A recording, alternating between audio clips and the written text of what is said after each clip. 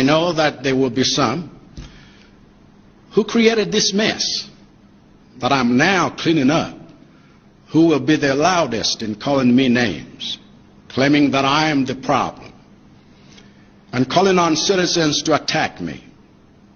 But I'm not intimidated by that. I'm here to serve Malawians.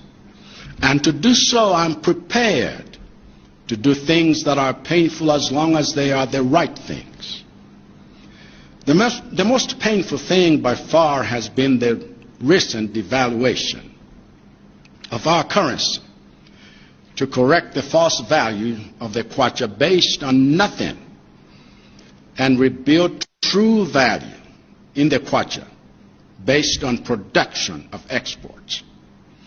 I know that this decision has caused a lot of pain, and I know that all of us now have to make big adjustments in spending so that we can prioritize those areas that are most productive and stay the course until our economy becomes productive and profitable again.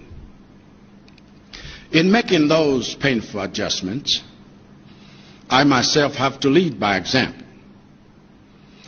This is why, effective immediately, all of my international trips between now and the end of the fiscal year, beginning with my trip to COP28 at the end of this month, are canceled. By extension, I'm putting a freeze on all public-funded international trips for all public officers at all levels, including those in parastatus, until the end of the financial year in March.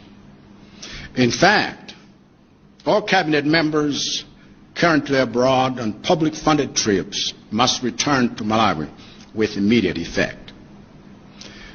Any travel deemed absolutely necessary by anyone during that period must be submitted to my office for my personal authorization.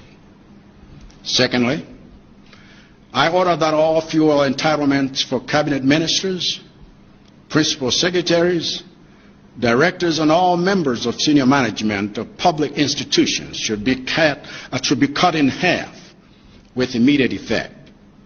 Thirdly, until further notice, I order the Secretary, the President, and Cabinet to circulate to all public institutions a criteria for local trainings and local travel that will be acceptable, as well as a cap on how much of their budgets can be spent on allowances for such trainings and trips.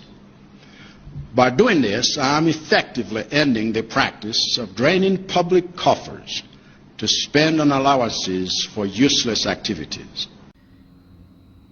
Chai, when will Nigeria have leaders who are truly patriotic leaders? When will Nigeria have a leader that will be citizen conscious, that will be people's conscious? When will Nigeria have a leader that is this humane? When will Nigeria have a leader who think of the citizen, who think of the people? When will Nigeria have a leader who is not self-centered, who has not come to take part of his own national cake? My people, the clip you guys just watched is the president of Malawi, who came to power and saw the situation of the country. Instead of him to go about to loot for his own pocket, travel abroad, fly on arrows, become a pilot of his own kind. Rather, he chooses to cut down his travel allowances and other ministers just for them to have a reserve for the service of the country. Yet what do you see in Nigeria? A president projecting to renovate a building that will not add any value to the economic growth of the country. Buy cars that will not even add any value to the economic state of the country. This is a leader, one who leads by the example.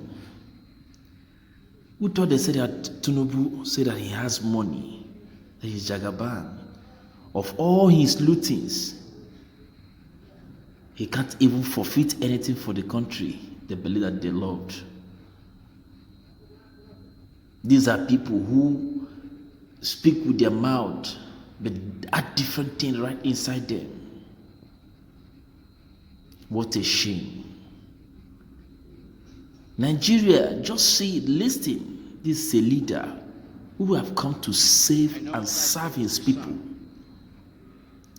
Unlike Nigeria, who has come to take what he can grab within just a space of time. And calling on citizens to attack me. When I look at this country called Nigeria, I still believe in the words of believe much on the words of Mazenando Hukano than Nigeria Sezu. We are people who are in the aim of affairs behave like animals, who doesn't reason for their head, but rather they reason through their anus. My people, I just brought this for you to listen